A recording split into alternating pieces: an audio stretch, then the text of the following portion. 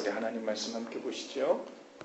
오늘 주신 하나님 말씀은 구약성경 에스겔 34장 26절 한 절 말씀입니다. 에스겔 34장 26절 말씀이에요. 다 같이 우리 한 목소리로 함께 읽죠. 시작. 내가 그들에게 복을 내리고 내 산 사방에 복을 내리며 때를 따라 소낙비를 내리되 복된 소낙비를 내리리라. 아멘. 우리 옆뒤 좌우분 인사하시면서 꺼주시는 게 좋을 것 같아요. 전사님. 옆뒤 좌우분 인사하시면 그렇게 한번 인사하십시다. 광야 인생에도 꽃이 핍니다. 광야 인생에도 꽃이 핍니다. 예. 보통 꽃이 아니라 활짝 핍니다. 한번 인사하십시다. 보통 꽃이 아니라 활짝 핍니다. 네. 예, 벌써 얼굴이 활짝 피신 분들이 있어요. 오늘 아침에 시완이가 책을 하나 가져와가지고 저한테 한번 읽어달라 그래요. 그래서 동화책을 읽다 보니까 거기에 누군가가 활짝 웃었다라는 말이 나오니까 저를 빤히 쳐다보면서 그래요. 아빠, 활짝 웃는 게 뭐야? 그래서 내가 활짝 이렇게 웃는 거라고 했더니 막 따라하면서 활짝 그다음부터 이제 활짝 웃으면 무조건 이제 얼굴의 모든 근육을 다 이완시켜가지고 웃는 것인 줄 아는 것 같아요. 주님께서 오늘 말씀 들을 때 우리 마음과 우리 얼굴까지 활짝 피게 하시는 은혜를 주시기를 원합니다. 활짝 피게 하는 의미에서 제가 잘 못하지만 조크 하나 할까요? 벌써 긴장해요, 제 아내는. 아주 오래된 조크인데요. 오늘 우리가, 이게 실화예요, 실화. 오늘 우리가 찬양 중에 너는 내 아들이라는 찬양을 했잖아요. 그 첫 가사가 이렇게 됩니다. 힘들고 지쳐 낭망하고 넘어져 이렇게 시작하잖아요. 근데 제 제자 중에 제가 그러니까 전도사 시절에 고등부 학생 중에 학생부 반주를 했던 친구가 있어요. 그 친구는 맨날 와서 반주만 하고 노래를 불러본 적이 없는 거예요. 어느 날 맨날 반주만 하다가 그 가사를 가지고 불러본 적이 없고 맨날 피아노만 쳤죠. 근데 어느 날 예배실에 왔더니 드디어 노래를 하면서 반주를 하고 있는 거예요. 그 반주자가. 근데 너무 오랜만에 반주를 해가지고 가사를 익숙지가 않은가 봐요. 근데 그때 마침 이 노래를 불렀어요. 힘들고 지쳐 낭망하고 넘어져. 그런데 듣다 보니까 좀 이상해 가사가. 그랬더니 너무 반주에만 열중한 나머지 노래를 이렇게 부르는 거야. 힘들고 지쳐 웬만하면 넘어져. 지금 왜 웃고 있는지를 모르는 거야, 이 친구는. 이게 가사가 틀렸는지 어쨌는지. 예, 웬만하면 넘어져. 역시 저는 이렇게 소질이 없나 봅니다. 예, 제 그 개그의 광야에도 언젠가 꽃이 필 날이 있을 줄 알고. 광야에도 여러분 꽃이 피는 때가 있답니다. 광야에도. 이스라엘의 경우에는요, 겨울 내내 비가 오고 2, 3월이 되면 날씨가 따뜻해지는데요. 그때만 잠시지만 들에 백화파가 만발한다고 합니다. 그러다가 4월쯤 되면 우기가 끝나고 본격적인 여름이 시작되는데 그때부터 그냥 그 뙤약볕에 모든 풀들이 이제 시들고 누렇게 변하고 이제 목자나 양이나 모두 생존을 위한 고생길이 시작된다는 거예요. 그때부터 이제 목자들은 양들을 데리고 이제 풀이 있는 곳을 찾아서 생존을 위해서 계속 이동해야 되는 시기라고 합니다. 사막이라고 해서 비가 전혀 오지 않는 것은 아니고 사막이 사막인 이유는 비가 오긴 하지만 비가 절대적으로 물이 절대적으로 부족한 그 토양이 바로 사막화되는 것이라고 해요. 어떤 곳은요 무려 15년 혹은 20년 만에 비가 처음 오는 사막도 있다고 그래요. 그러니 얼마나 그 땅이 마르고 말라서 갈증을 내고 있는지 상상할 만하죠. 이런 곳의 식물들은 아주 비참하게 살아갑니다. 비가 내리지 않으니까 말라 비틀어지고 가시가 솟아나고 앙상한 모양을 하고 있다는 거예요. 우리 오늘이 그 광야 인생 하나님과 함께하라 총 14주 시리즈 설교 중에 맨 마지막 시간이에요. 처음부터 계속해서 우리가 나눈 말씀의 주제는 무엇이냐면 우리 인생은 광야라는 거예요. 광야. 여러분 기본적으로 이 광야 같은 우리 인생에도 은혜의 비가 메말라 있는 인생을 살게 되면 우리의 삶도 이 말라비틀어진 식물과 비슷한 현상을 나타나게 됩니다. 은혜의 비가 우리 마음을, 우리 아까 빈들의 마른 풀같이 시들은 나의 영혼, 주님의 은혜의 비가 우리 마음을 적시지 못할 때는요, 우리의 마음이 이 식물들처럼 비틀어져요. 가시가 솟아납니다. 그리고 앙상한 모양을 가지게 되죠. 특별히 사막에서 자라는 식물들은 가시가 아주 많다고 하는데 그 이유가 그거래요. 잎이 넓으면 화렵수가 되면요, 수준 증발이 많아지기 때문에 잎의 크기를 줄이다 보니까 나중에는 두껍고 딱딱하게 돼서 가시로 굳어진다고 그래요. 우리의 마음이 마치 그러는 거예요. 은혜에 비해 흠뻑 젖어 있지 못하면 우리 속도 점점 좁아지죠. 그죠? 화렵수가 되지 못하고 점점 침엽수가 되는 거예요. 또 언제 마를지 모르니 항상 사람을 대할 때 방어적이 되고 수동적이 됩니다. 그렇게 은혜로 촉촉히 젖어 있지 못한 채로 시간이 흐르면 그 마음이 딱딱하게 굳어져서 마치 가시처럼 되고 그것으로 모든 인간관계에서 사람들을 쿡쿡 찔러대는 그런 모양이 된다는 거죠. 우리 그 가시나무라는 노래에도 그렇잖아요. 내 속엔 내가 너무도 많아. 가시나무처럼 너무 삐쪽빼쪽하게 단단하게 굳어진 그 가시들이 삐뚤어져서 말라 비틀어져서 앙상하게 남아서 내 주위에 있는 모든 사람들 그리고 모든 관계들 속에서 쿡쿡 찔러대는 가시만 남게 되는 삶이 된다는 거예요. 우리의 마음이 마치 광야처럼 은혜의 비로 적셔 있지 못하면 그렇게 된다는 말입니다. 오늘 우리의 마음 상태를 한번 돌아보실 수 있기를 바라요. 은혜의 습기로 가득 차 화렵수처럼 활짝 펴있는 그런 상태인지 아니면 가시처럼 딱딱하게 굳어져 우리 주위의 사람들을 이리저리 찔러대고 있는 형국은 아닌지. 우리에게 필요한 것은 오직 한 가지입니다. 바로 하늘에서 내리는 은혜의 비예요. 할렐루야. 본래부터 사막이었던 땅은 없대요. 본래부터.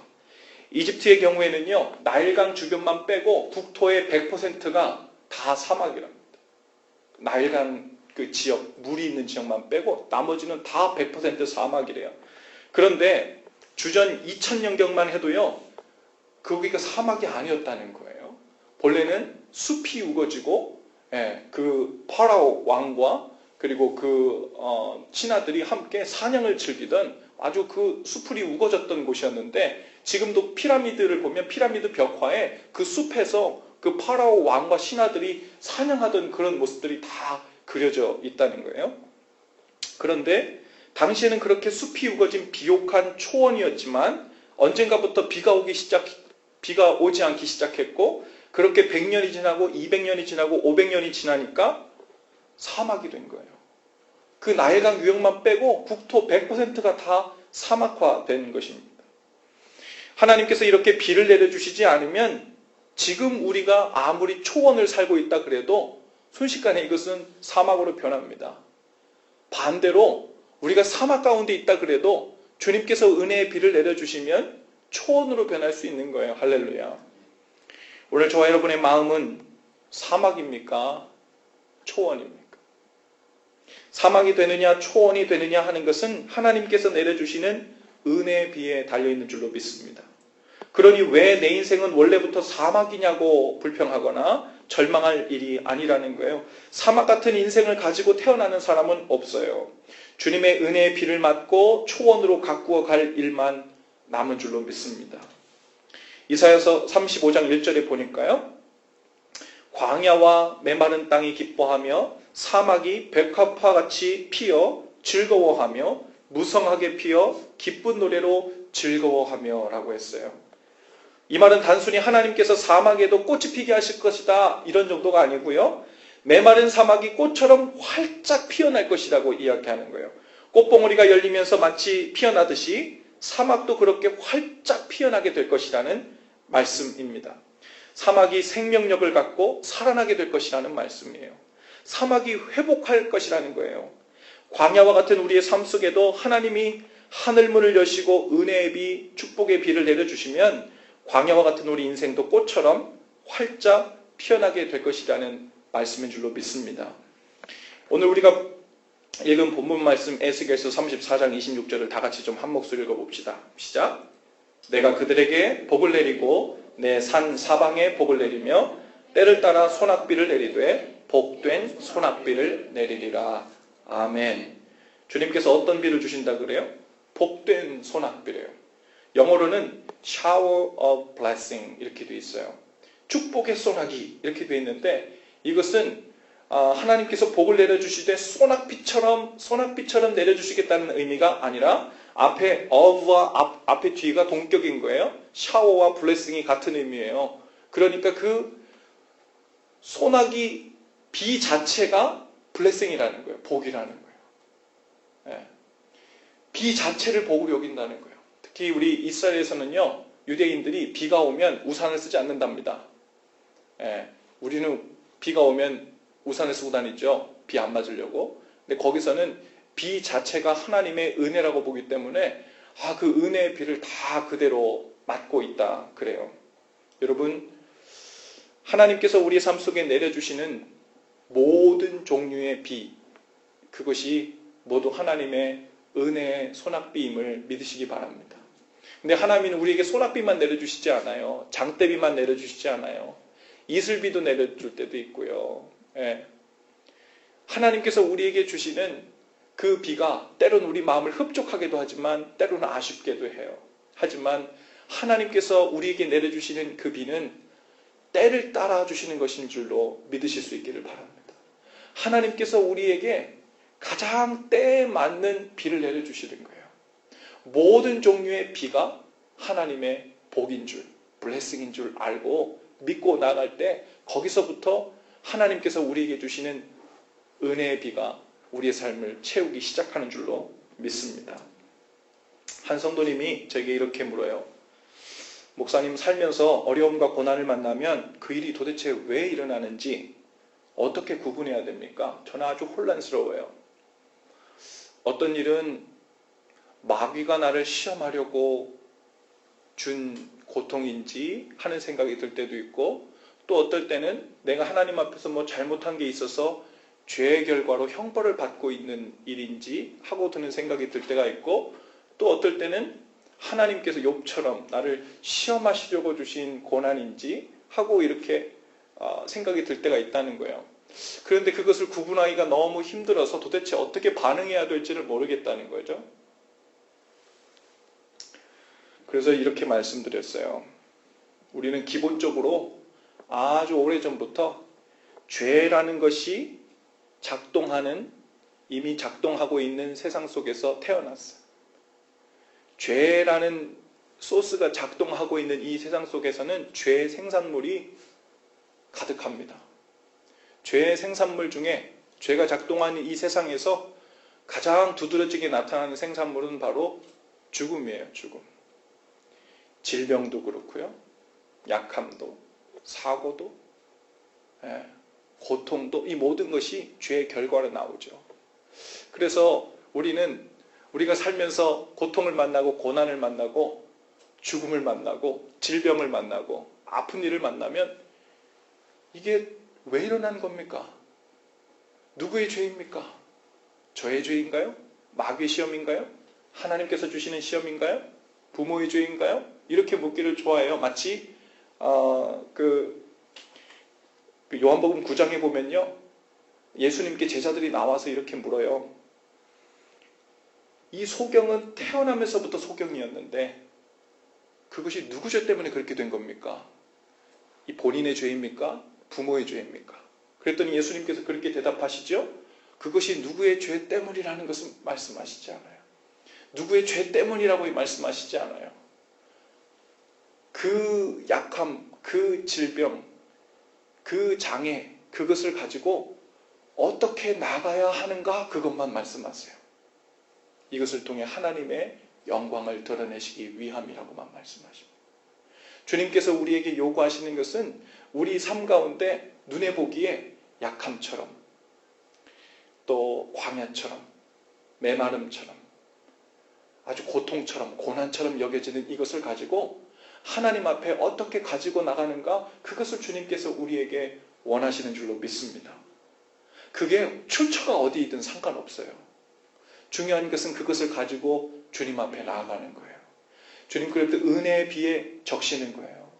그러면 그게 출처가 어디든 주님의 은혜의 손에 적시기 시작하면 우리는 그 은혜 안에서 그 약함이 강함이 돼서 우리를 하나님과 더욱 가깝게 만들어주는 통로가 되는 줄로 믿습니다. 여러분, 영적인 사막화 현상, 여러분 이 세상에 죄가 들어올 때부터 이 세상은 영적인 사막화 현상이 일어났어요. 영적인 광야로 바뀌어지는 세상이 계속해서 심화되면서 일어나는 거예요.